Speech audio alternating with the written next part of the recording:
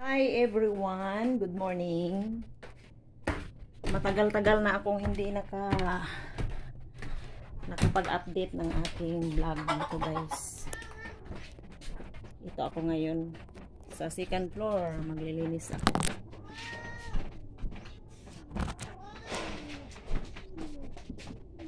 Lilinisin ko muna tong mga kalat dito. Hindi dito yung pusa ko. Dumudumi dito. Tapos meron akong mga chicken. Para na rin itong parang ano guys, parang farm. Merong mga tangad, mga gulay. Mayroon dito nangingitlog na manukan. Meron akong manukan dito eh. Pero ilang ano lang. 3 piraso lamang. Itong isa nangitlog na ito. Papakita ko sa inyo guys. Itong aking anong tawag nito? Hens. Ano siya, matangkad, parang kumbaga kung sa tao pa eh Amerikana. Hindi siya nangingitlog kasi kapag nag-breed yung ano namin, yung roaster namin, hindi aabot, matangkad kasi siya. Kaya hanggang ngayon hindi pa siya nakapagpangitlog. Ito yung dalawa sa kulungan, pinagsama ko na tong dalawa, roaster at saka hen. Ito maliit pa oh. Parang dalagita pa lamang ito, pero nakapagpangitlog na ito ng mga siguro nasa 35 eggs na ang produkto nito. Wala kaming ulam. Hindi naman siya marunong mag-ano guys, yung hindi pa niya pinipisa yung mga egg niya, kaya ano na lang, pinakinabangan ko na lang, niluto ko. Ginawang ulam sa bawat araw. Tapos dito sa pinakababa, sinapinan ko na lang ng karton, kaya itong cover ng malaking box. Kasi kapag naglinis ako at saka yung ano nila, yung anong tawag nito, yung dinudumi nila or yung ipot ng manok, hindi siya tumatagos dito sa ilalim. Kaya ito yung diskarte ko, sinapinan ko. Sa tuwing maglilinis ako, tinutuklap ko siya at saka pinapagpag ko lang doon sa may basurahan. Ito yung pusa ko guys, oh. Tinalian ko siya sa may liig. Ngayon medyo maluwag yung panali ko sa kanya, yung belt, kaya siya nakakawala. Tataka na lang ako tuwing umaga, nakawala na doon sa tali niya. Tika, maglilinis muna ako dito. Susundan nyo lang ako. Magwawalis ako dito.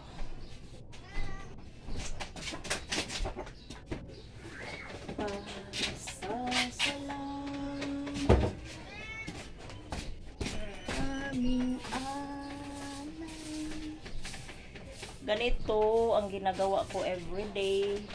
Minsan late na ako nakakaakyat dito dahil sa baba kasi marami akong ginagawa. Busy. Merong bumibili, nag-a-arrange, naglilingkit ng paninda, nagpe-prepare sa paninda papuntang school kasi nagtitinda yung asawa ko sa school. Tapos pag uwi niya dito sa bahay, yung binibinta niyang paninda, yung mga hindi na uubos, binabalik ko doon sa refrigerator.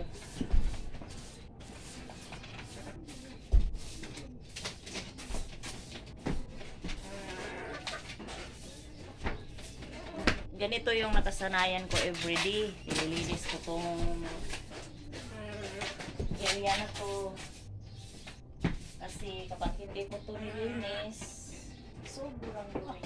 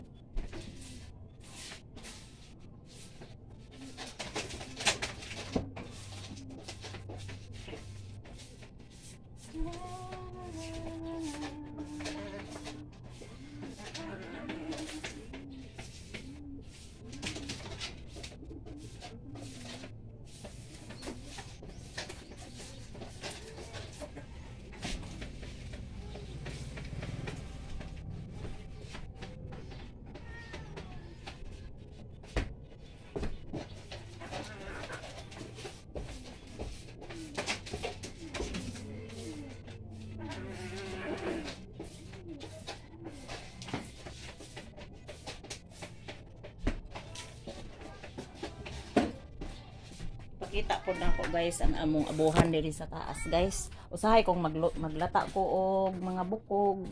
Okay. Minsan naisip ko na para tipid sa gasol, dito ko ginagawa or dito ako naglalaga ng buto-buto ng baka or baboy para matipid namin yung gasol. Mahal kasi ang gasol. Kaya minsan dito ako nagluluto o nagsasaing. O kaya minsan gumagawa ako ng banana cake.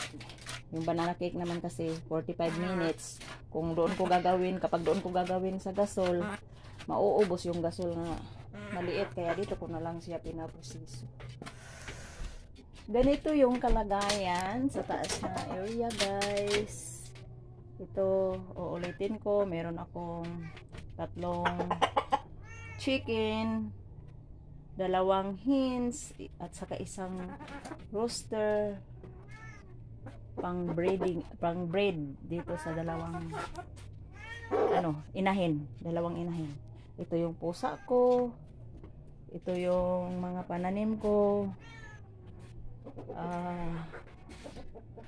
pangad o mga gulay, alugbati, and then kamote tops. Meron akong kalabo, herbal gamot sa ubo. Ito, marami na akong na-share nito guys. Nanghihingi sila yung mga kapitbahay para yung hindi nakakabili ng mga gamot sa tindahan. Ito ang nila, substitute. Mas mainam to kaysa bibili pa sa pharmacy. So sa ngayon tapos na ako magwalis. Ito, lilinisin ko pa to. Siguro bukas na lang kasi hindi pa naman gaano madumi. Bukas na lang. Sige, bye muna tayo dyan. Salamat sa inyong panonood ng aking mga vlog. Matagal na ako nag-vlog. Siguro mga 18k na yung mga views ko doon sa YouTube channel. Natigil lang kasi minsan kakapagod nakapagod mag-vlog. So salamat sa lahat. Bukas uli. Bye.